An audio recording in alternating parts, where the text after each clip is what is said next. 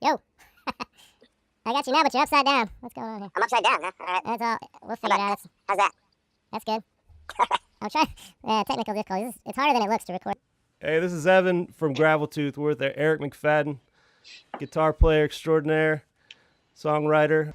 You've had a lot of, over the years, sit-ins with other bands and collaborations with other artists that a lot of people would know and recognize, and you're kind of well known for hopping up on stage with everybody's favorite band and ripping a solo or two.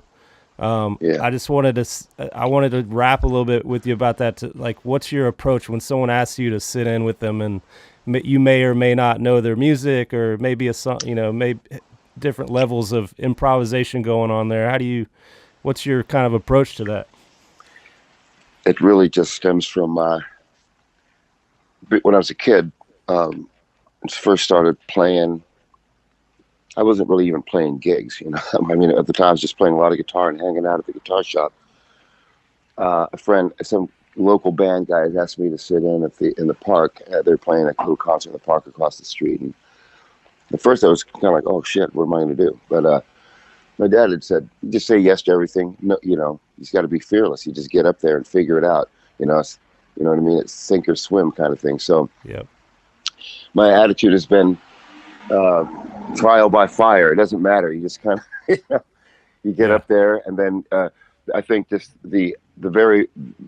by virtue of the fact that I'm there on stage with a guitar in my hand and people are watching me, expecting me to do something, means you will have to pull it out of yourself somehow. It's like the pressure is what sort of creates the you have to overcome the fear in the moment and find something. Find something to do. So that was the approach early on. So now it doesn't matter if I know what's. I think the best training I've had as far as playing music on stage has just been getting up there blind, unprepared, not knowing what's going to happen. So by continuing that tradition, my whole life has become more comfortable.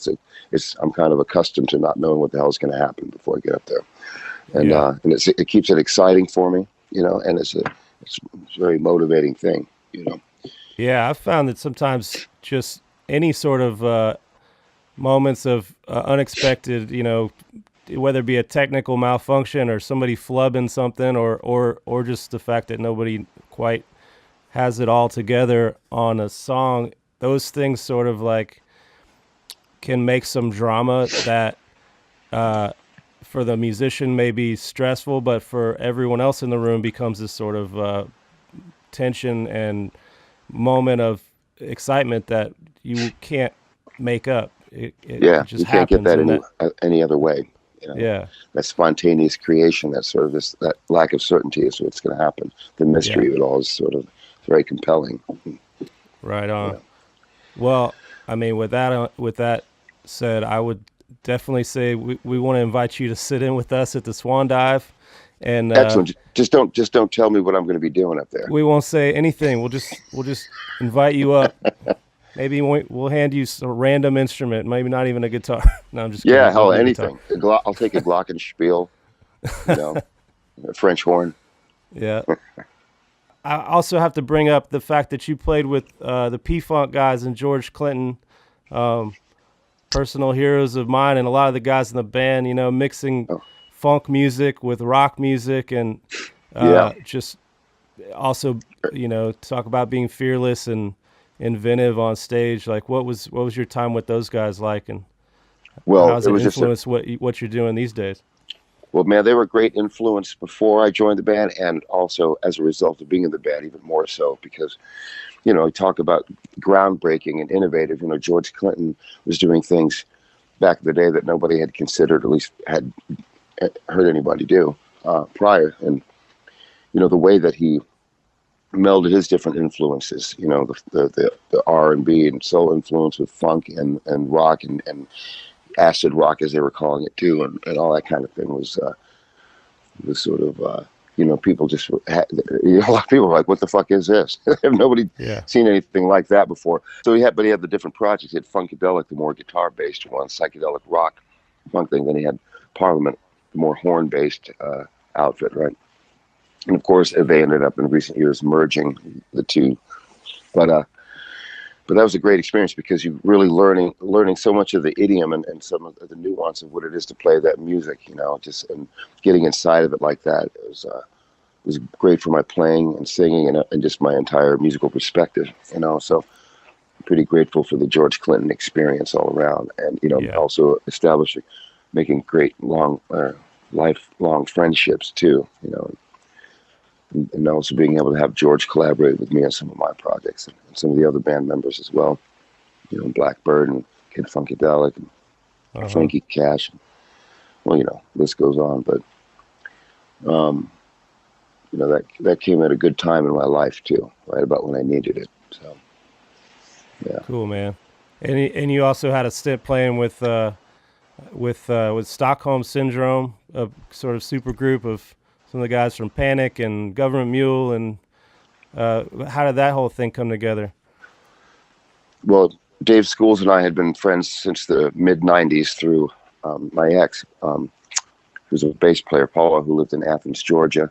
That's where they'd met, and we got a place in San Francisco. Whenever Dave would come out, if Panic was playing or what have you, he'd stay at the house. So I kind of became friends with him through that. This is before I even had seen the band. You know, I didn't even know who they were at the time, but and then Schools ended up doing a project called Slang, and he wanted me to play guitar on this thing. So he flew me out to Seattle a couple times to record with him and Lang Martin, and I ended up doing this Slang thing with him. Then, of course, he ended up asking me to sit in with Panic, the first time being at the Warfield in San Francisco.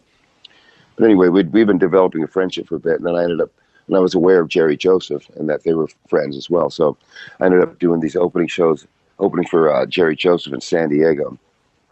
And it was just pretty impressed with Jerry. And he had me come up and sit in, and we sort of developed a little bit of a relationship as a result of that. And like the second or third time Jerry and I had hung out, he had mentioned that maybe him, myself, and Dave Schools should get together and do something. And it took a while, but eventually he said, "We're doing that something. You want to do it?" So, and then he said, "What about getting Wally Ingram on drums?" I'm like, well, being that Wally's one of my close pals, I thought that was a great idea. So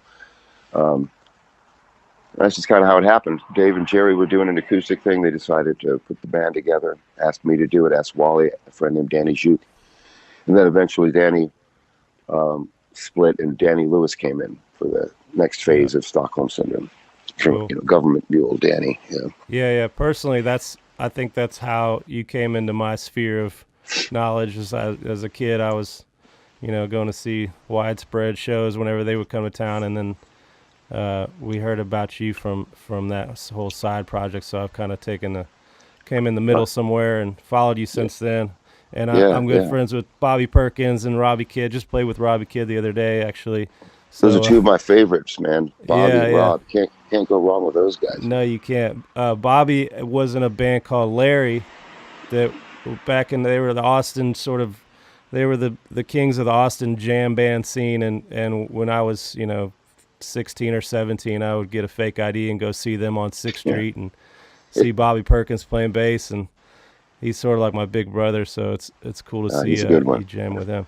Can't say enough good things about Perk. Yeah, right on. It's funny, man. I'm looking at your website and down this sort of list of discography. I'm impressed by the amount of output you've been able to have over the years. Sort of, it's pretty steady amount of solo material and playing on other people's stuff. You know, like, can you talk for a minute about how you approach songwriting and like, do you have a sort of a zone you go into on a regular basis to go to the office and start cranking stuff out? What's your approach there? If I had my way, I would kind of do it like that. I'd just designate long periods of time to go out and just hide out in an environment that I feel creative in and just crank it out. But I don't always have the opportunity, and I still have to write songs. So I have to just do it whenever I can grab a moment. So often that's on the plane. Airplanes are great places for that, at least for lyric writing. You know, sometimes driving into the voice memo, but anytime I'm sitting around and I have an opportunity to work on it, I do. So sometimes it's music first, other times lyrics first. Sometimes just a melody, and then sometimes you get an opportunity to finish the song in one sitting, and other times you have to keep revisiting it. But I do get to go out a couple times a year to Sturgeon Bay, Wisconsin, to a songwriting retreat with some amazing players. My brother, one of my dearest friends, Pat McDonald, founded this thing years ago, and we go stay at the Holiday Motel in Sturgeon Bay, Wisconsin. A group of songwriters, and there's a few studios on the premises, so we collaborate and record there. So it's always a great experience, and I always get something out of that, you know. I'm heading there tomorrow, actually, for Love on Holiday. So, all right. So that's a great opportunity for writing songs, because that's the entire objective for the week, is to write and record. So, do you collaborate with other people on songs? I do, yeah. I love collaborating. You know, I mean, I've written plenty of songs of my own. If, like, if you know, we're a young band, and we're just kicking around all sorts of ways to write songs these days. Whether it be someone bringing in a song finished off, and we just take direction and go from there, or someone might bring in just a riff and we'll kind of write as a group, or it'll be a couple guys in the band together. You know, like, what do you have some go-to ways that you like to, when someone says, "Hey, let's write a song together"? Is there a way that you like to do it? I like to first see what other people's approaches are, because, you know, for instance, I just wrote a few songs with a great songwriter and dear friend of mine, Joseph Arthur. We were, the day before I left, we kind of just sat down, and I was like, it'd be great if we could get a song written. And he said, okay, let's do it right now. Now I thought, well, I've only got like an hour. We ended up getting 3. So, wow. So, but the way he likes to do it, he's like, flow. Don't overthink it. Don't try too hard. And he just said, start playing some chords, play something. So, you know, I just had to play the first thing that came to mind. He sang the first thing that came to mind, but we got on a flow. We recorded it, and then it kind of forms into something as a result. So that was his approach. Some people are more methodical, you know. Some people they're much more loose and spontaneous about it. Some people like to approach it from the standpoint of, okay, what's the subject matter? Let's figure that out first. Let's come up with a musical idea first. His is, Joseph's was, don't think about anything. Just start playing something. See what happens. So there is no one way to go about it. I think actually trying to take as many different approaches as possible is a great approach. You know? Yeah. Cool, man. See what happens. Yeah, I mean, sometimes it's like you got to turn off that filter in your brain that judges things.